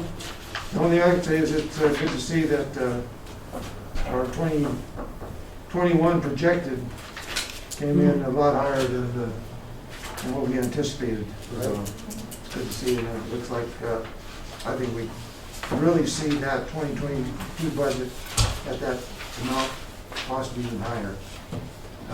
Depends how this COVID is. They keep talking that maybe out of the woods next year sometime, so but that remains to be seen. We're not even seeing the impact of the RAD into this yet, what it's gonna generate, so that should be pretty good, so. I know. Sales tax posted today for the month of August, and tourism had an extremely healthy month. Yep. I have a story. You have a question? Yeah, but I forgot. Okay, well, if you think of it, jump in. Okay, I'll raise my hand.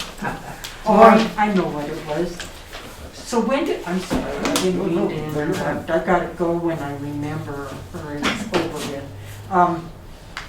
So when did the short-term rental taxes start coming in?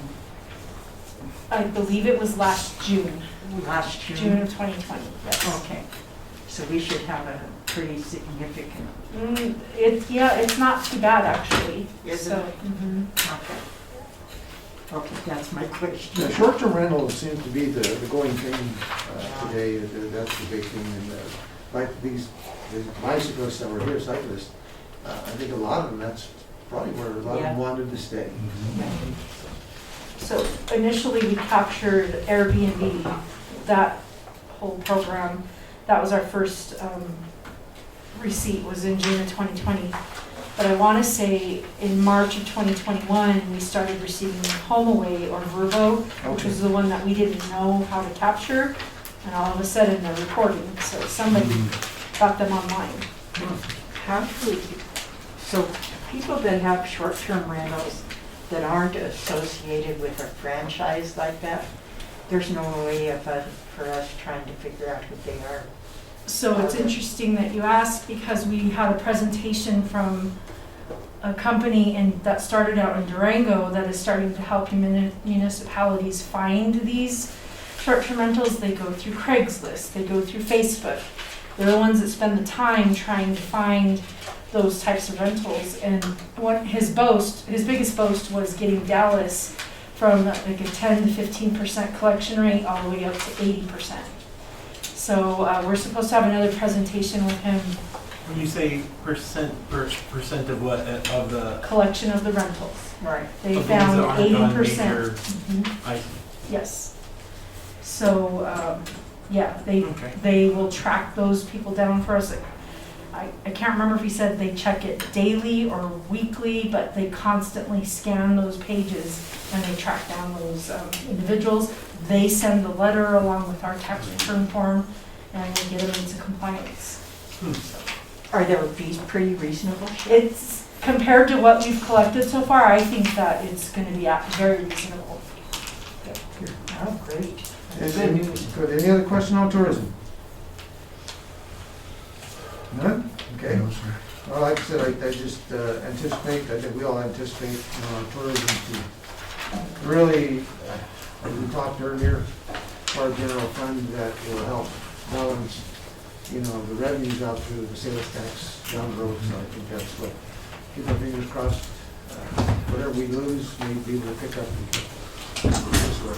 So the overall budget this year is up how much percent? 10%, 10? went from 48 to 52. Yeah, I can't do math. I need a calculator to figure that. Yeah. So, yeah, They were right around sorry. 48 last year, Mhm, and we're okay. up to 52, so. Good job. Just the final note is the 4-year capital plan, so council's required to approve that too. I just make sure that you go through it and everything. We kind of keep it the same every year, but if there's any changes you'd like to suggest. Any final, I know that we've designated some of the marijuana funds to cover the pool, but I don't see, and I may have missed it, but I don't see anything in here about that. Do we have no immediate plan to pursue that, or? there was a budget amount in there. Is there? We directed 1.3. So that was through We the committed. commitment and 1,250,000. Right. However, it's not sitting in capital, it's just sitting in committed funds until council decides to do so. Right. So, And we have been looking into that, and I'll say to council, I'll be the bad guy here, it'd be great to have a covered pool, but with a covered pool comes 365 days a year, 4 times more chemical, more labor, more heating and air conditioning, more HVAC for air changing, all the chlorine that's captured inside the building, more maintenance because it's corrosive. We are internally been talking with Marty and Jared. Jared used to run the one in Raton. And it's like, great, everybody wants one and everybody says they'll go, but when it comes down to it, the first year is really good, and then we have a pretty good line item. I think what we need, I think in order for us to make a really good decision on that, I think we need a pro forma and a cost Yes. analysis. That's exactly what We we're need, working that on. needs to be brought forward for us to make a So you can, decision. so you can see that, okay, we have the capital to build it, but then the operations is going to be ongoing, so. I'll be looking forward to that information, and I'm wondering if New Mexico has some kind of a GOCO fund that supports that pool, because I doubt Raton has the funds to support. I think the other part of that too, in that pro forma, I think it would be good to see, and Jared would have this information. I don't know if he was, on board down there when they first put it into production and use, up to, well, I'm not sure if it's been 4 or 5 or 6 years, to see if they have increased in the usage and the revenue versus the cost. or has it, went the other way? Yeah. And I think that's something that, he could probably provide the information, so that we can make, that be part of the decision. Okay, thanks. When I worked in Colfax, the Raton municipality had a lot of conversations about balancing their budget because of that pool. Return of investment was not even in the near future. It wouldn't be a bad idea to speak to the municipality, because they put out a bond for that, and I know it strained their budget significantly. That was 6 years ago. I know that's been this conversation has come up within us, council, the last 2-3 years, periodically, and, there's a big question mark as to, will we really gain any benefit from it? I mean, if it was a break even, I could see it, but I think if it's going to be a true loss leader, I think we've got to be very careful with that, because it could start costing us in other departments. We don't want to shut it down, Yeah, that's the problem. We'd rather have what we have. So anyway, I think it's something, I think we just need to look at that cost analysis. So, I don't know if Raton marketed that pool, did they? I mean, excuse me, what I'm concerned about is not only the recreation aspect. If you stop and look at, and this is a budget meeting, I know, but stop and look at, in all of Los Animas County, there is no place for a child to learn water safety during the school year.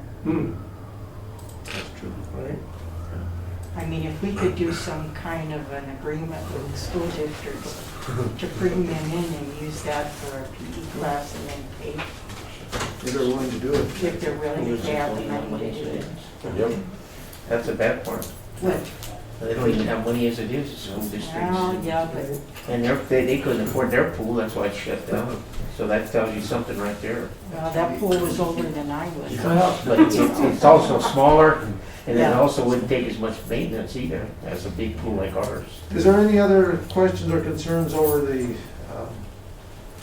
budget this year at the 52 versus the 48 last year? I have a question for on the audit Okay. interview that you guys did last Yes, Friday. okay. Sorry I couldn't attend, but did we ever get clarification on that rainy day fund designation? Have they given us a brief on that, the auditor, or is it still standard? Well, it was just a recommendation.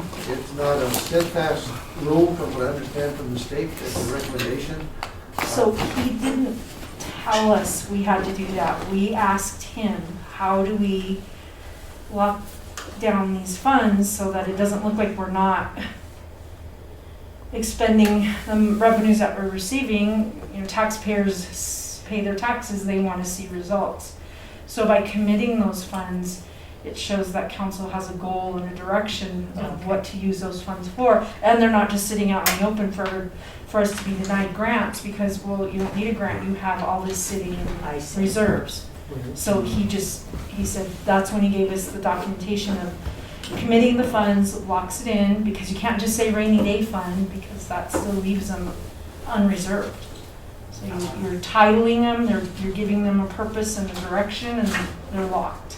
And I guess the other part of that is, the flexibility is still within that we can always Of move course. those funds around. if Oh, necessary. of course. That's So it. you're okay with that? Oh, yes.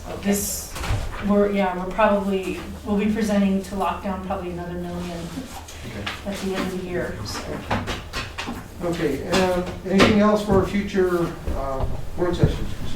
So, Just website. Excuse me, before we get off the budget, staff, not tonight, but I think one fund that we kind of skimmed over was agency support. I just need some direction on that. We've got agreements for almost everyone. There's a couple in there that don't have agreements. So the budget is pretty much straight across except for About 75. our Noah's Ark.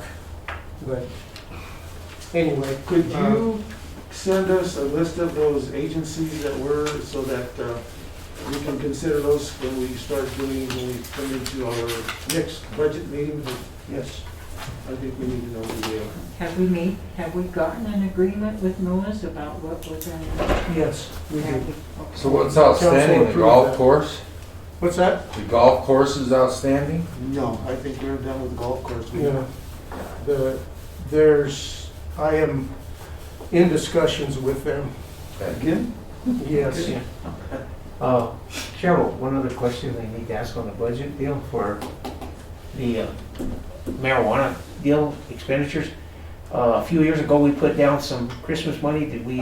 Have we still got that budgeted in there? We have it, it just hasn't been expended, so. Oh, can we put that in there, council? We'd like to put $4,000 or $5,000 in there every year to get Christmas lights, because it really looked nice this last couple of years, and it's expensive, and we haven't bought any for a long time, but I think that would be a really good project, and it's not much money, $5,000, and if we put that away every year, then we can redo the streets and stuff and like. Historic Main Street's doing something with that, right? I don't know, I know that we did put 2 batches away, I can't remember Right. what it totals, but we need to get it spent. So that's the first thing.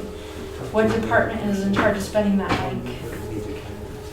Public Works? I would say Public Works, since they pay for the street lighting and all that, and the expenditure, and then Power and Light helps with the installation if we do that.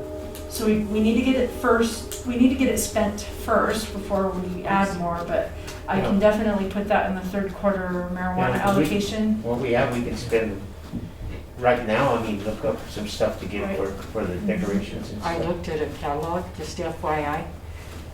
One ornament for one light pole is $850. I know, they're pretty expensive. That's why I say we have to put Yeah. a few bucks away to make them, but then they last quite a while. Anyway, I was gonna say, just the overall, and like I said, my concern at the beginning of the meeting was, the increase in the amount of the budget from 48 to 52, and, just have to be very cautious, and concerned for the next couple of months to see what happens with 119. If that fails, then I think we are okay. If not, I think we're gonna have to just be very careful, keep our eye on the ball as to if there's any adjustments that have to be made. And there's always bits and pieces in a budget this large that I think are affecting, individuals out there, employees, that you can always find some bits and pieces to cut from, so. Tough to see. So, yeah. Anything for future, work sessions? So, I think it's gonna be my Garfield website design. I'd like to do. website design? Okay. You got it. No, not as of now, Mr. Mayor. Okay. Williams? I still think it would be a good idea to see if there's some agency group, whatever, that we could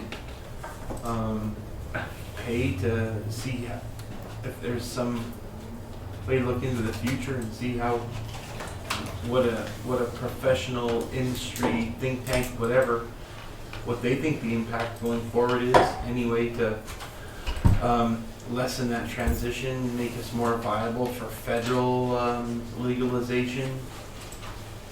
I mean, there's a lot of great thoughts in this room, but there has to be some sort of professional group out there, I would think. Like to speculate as to the likelihood of federal legalization? Yeah, that and like what hurdles we'll be seeing, and is there steps we can take now to help Facilitate that? You know where we could look at, Jonathan? I don't know, if the CU students would do something like that. They did that for Fisher's Peak. And I don't know if there was a hospital there. Economic statistics class subject. But didn't they do a study on our homeless population a couple of years ago? So, yeah, that would be one place to check. But yeah, federal legalization would be an immediate boost, and then it's like taper off, because we could start exporting across state lines. if that Right, was- yeah. So that'd be a boost for And there'd be kids. steps to take maybe ahead of time that, But that is what if we can find somebody to do it. Here's everything. I would like, a couple of times over the past couple of meetings, the ADA requirements and what we've done to comply with the DOJ settlement has come up, and it seems like since Mr. Beach retired and Mr. Just has taken over, I'd like to have clarification as to where we're at in the process, kind of explain the priorities. Phase 1, we're on phase 1, step 4, we just completed. So I'd like to know what phase 2 and how many steps, because there's 4 phases, I understand. So I'd like to see what that is. That way when we're approached, I'd like to know what this process is. Victor? No, nothing may have to. I think the website's a big deal. Weren't we talking to someone at the CML or someone there from another community talked about what a major boost it was for their town when they upgraded and revamped their webpage? I think it would be really good for us to be upgrading it, better friendly, more updated, everything that's happening. I think it would be a major help for tourism. Yep. And Yeah, we I are in agree. the process, we've brought on Christy Rogers. She's done a lot of the web pages in the area, and she will, we've already talked to her, Audra has talked to her about coming in and just showing council what's going on and getting council input. Cool. Okay, so my end was just to let everybody know that the Action 22 is on this weekend, and I know I'm going. I've talked to Karen and Mike. I'm not sure if anybody else would like to go. We can get some tickets for you guys. It's a 2-day event. It's Friday and Saturday. It starts Friday, I'm not sure if it's 10 or 11 o'clock, goes till probably 5 or 6 o'clock that night. And where is it? It's going to be between the college and then also at the Mitchell Museum. So if you decide, you let me know by tomorrow, Okay, okay. text me, and then I can get tickets for you guys. Okay. So, that's all I have. I wanted to show you something before you leave. How about Cheryl and Mike, everybody? Yeah. Cheryl and Mike, yeah. Way to go. You the bomb, baby, the recording. Yes, yes, and I wanted the applause on the recording. Are we doing recording?